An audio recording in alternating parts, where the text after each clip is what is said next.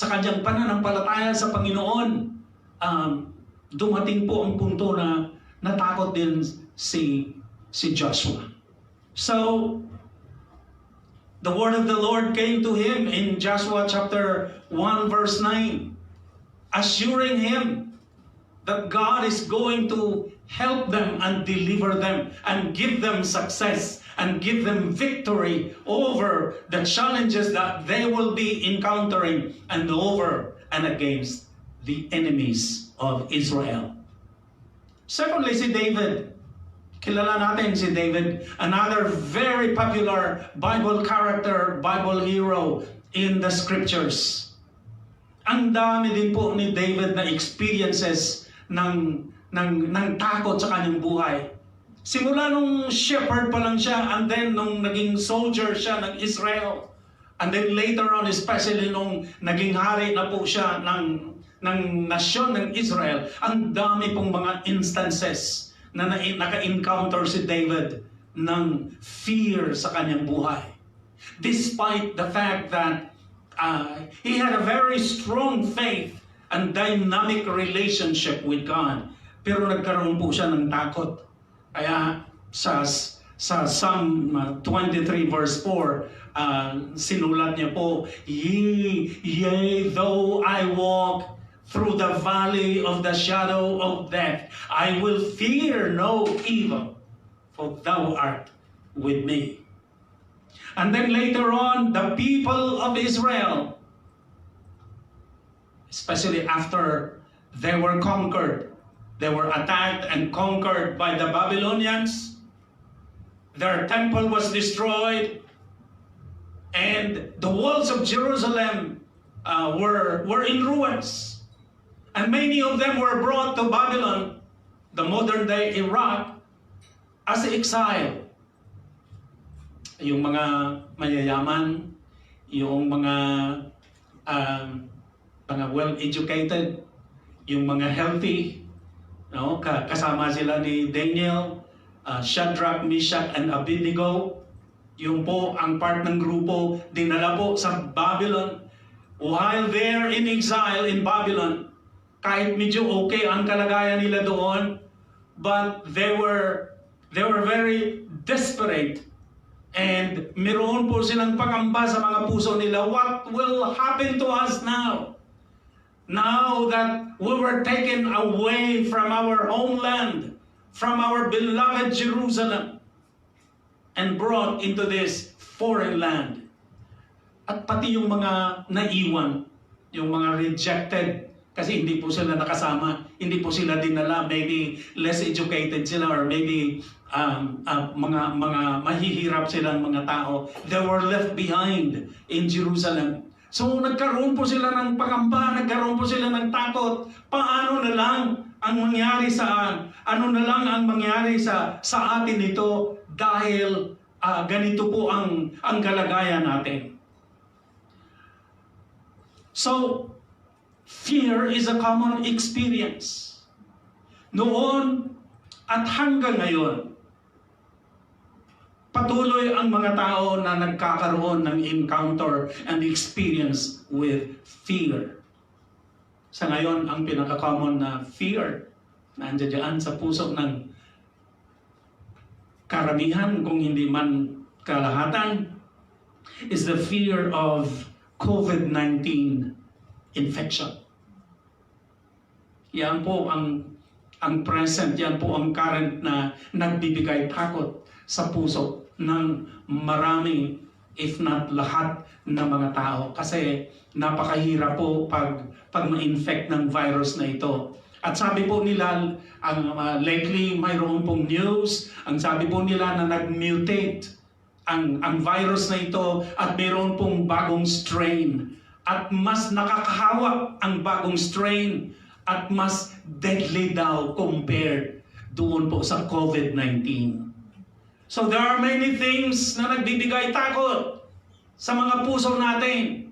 Puso ng mga tao noon at puso ng mga tao ngayon, including tayong mga mananampalataya. But there is good news. The good news is that whatever is happening in the world today, whatever we are facing as individuals or as a church in our time today, we can face the new year with courage and confidence, because fear is not inconquerable. Fear is not invincible. Fear can be overcome by God's people. God's people need not fear, need not be afraid. So, bakit po? Saan po ba nanggagaling ang ating courage? Saan po ba nanggagaling ang ating hope at ang ating confidence to face the uncertain future of the new year? Yes, hindi po natin alam exactly kung ano po ang mangyayari in the coming days of 2021. But as people of faith, as people who believe in God, we can face and overcome our fears, even the fear of COVID-19. Let me share with you a few things from the passage that we've read earlier, kung saan po nanggagaling ang courage ng mga mananampalataya. Kung saan po nanggagaling yung hope, yung ating confidence na pwede nating harapin anuman ang may encounter natin na mga nakakatakot na mga sitwasyon or mga pangyayari. As God's people, as God's children, we can face and overcome those fears. Saan po nanggagaling? Unang-una po, our courage. We need not fear because our courage comes from God's promise to accompany us. We can face the future, the uncertain future, with hope, with confidence, and with courage. With courage because God promised to accompany us. The Bible contains many promises of God. Napakarami pong mga promises sa Biblia. Ang isa sa mga promises na ito is that God promised to accompany His people in good times or in bad. Let me cite a few passages in the Bible and a few experiences of God's people na kung saan nangako ang Panginoon na sasamahan nila sila. Sasamahan niya sila. Una muna po sa Genesis 28 verse 15. God promised Jacob, and alam natin na later on, si Jacob, ang pangalan ni Jacob was changed into Israel. Pagkatapos na Jacob wrestled with God doon po on his journey towards sa Haran, sa lugar ni uncle niya Laban. He was running for his life. Kasi inagaw nila, deceptively kinuha nila ni mother niya Rebecca yung blessing na supposed to be para kay Esau. So nagalit ng gusto si Esau at gusto niya pong patayin si Jacob. Kaya sabi ni Rebecca, mag-iskapo ka muna, punta ka muna doon sa lugar ng iyong uncle, kapatid ni Rebecca, doon po sa Haran. And so, along the way, grabe yung difficulty ni Jacob along the way.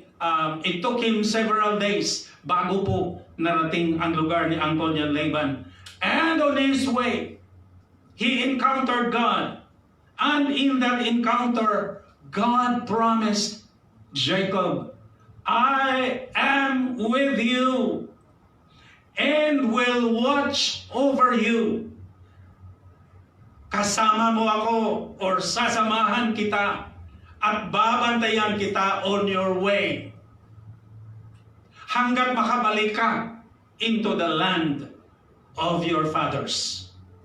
So, ayan po Makikita po natin dito, unang-una sa Genesis 28 verse 15, ang pangako ng Panginoon kay Jacob. I am with you and I will watch over you.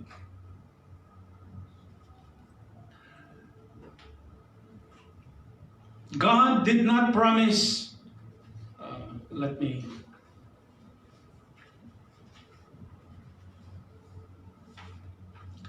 The next verse, the next passage is Deuteronomy 31 verse 6 and the Hebrews 13:5. Another promise of God's accompanying presence. Ang sabi po sa Deuteronomy 31:6 na kinote directly ng writer to the Hebrews 13:5, the Lord goes with you. He will never leave you. He will never forsake you. So another promise of God's accompanying presence with His people. And then when we come to the New Testament, sa Matthew 28 verse 20, makikita po natin na nangako po ang Panginoong Jesucristo sa kanyang mga alagad, sa kanyang mga disciples, I will always be with you to the very end of the age. Sasamahan ko kayo, hindi ko kayo iiwanan hanggat sa katapusan ng panahon. So yan po ang mga at least 3 passages in the Bible. Marami pa po, pero yan lang for the sake of example. Ngayon, ang tanong po, paano ang presensya ng Diyos nakakapagbigay courage and lakas and hope and confidence in facing our fears, our fear for the unknown? How does God's presence help us overcome our fears? Well, God's presence is a source of courage and confidence because it means guidance, because it means protection, and because it means provision. Wherever God is present, God's protection is there, God's guidance is there, and God's provision is there wherever He is present. Ang napakagandang illustration nito, yung ginawa ng Panginoon to the people of Israel while they were on the wilderness, on their way to the Promised Land. Maalaala ninyo na kung paano sinupply, paano ng Panginoon ang kanilang mga pangangailangan, kung paano ng Panginoon ginaid ang kanilang journey hanggat narating nila ang Promised Land. They